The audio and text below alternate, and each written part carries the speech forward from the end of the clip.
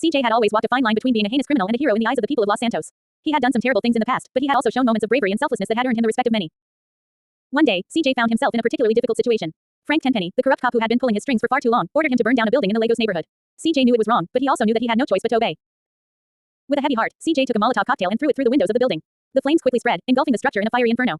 Smoke billowed out of the windows, choking the air and obscuring CJ's vision. But then, in the midst of the chaos, CJ heard a faint cry for help. He realized with horror that he had accidentally trapped a young girl inside the burning building. Without a second thought, CJ sprang into action.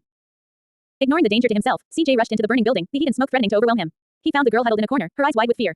CJ grabbed her hand and led her through the flames, using a fire extinguisher to clear a path to safety. Together, they fought their way through the burning building, the girl clinging to CJ's hand as he guided her to the exit. Finally, they burst out into the open air, the girl coughing and gasping for breath but safe from the flames that had threatened to consume her.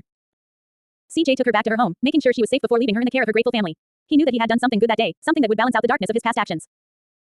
As he walked away from the burning building, the sound of sirens in the distance, CJ knew that he would always be a man of contradictions, a criminal with a heart of gold. And in that moment, he was content with that knowledge, knowing that he had done the right thing when it mattered most. CJ stood in front of the construction site, his eyes narrowed in anger. The foreman, a burly man with a thick beard, had been harassing his sister Kendall for weeks now. CJ had warned him to stay away, but the man had ignored his warnings. Now, it was time for CJ to take matters into his own hands. As the construction workers went about their business, CJ snuck up behind the foreman and knocked him out cold. He then dragged the unconscious man to a pit of wet cement that was being prepared for a new building. Without hesitation, CJ pushed the foreman into the pit and watched as the cement slowly engulfed him, burying him alive. It was a heinous act, one that would surely send shockwaves through the criminal underworld. But CJ didn't care. All he cared about was protecting his family, no matter the cost. But despite his dark and villainous side, CJ was not without his redeeming qualities. There were moments when he showed his good, heroic side, moments that proved he was not just a heartless monster. One such moment came when he rescued a group of children who had been kidnapped by a rival gang.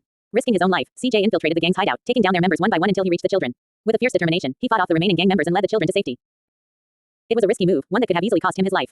But CJ didn't hesitate. He knew that saving those children was the right thing to do, and he was willing to do whatever it took to protect them. In the end, CJ was a complex character, a criminal with his own code of honor. He may have committed heinous acts, but he also showed moments of bravery and selflessness that proved he was more than just a villain. He was a man with a dark past, but also a glimmer of light within him that shone through in times of need.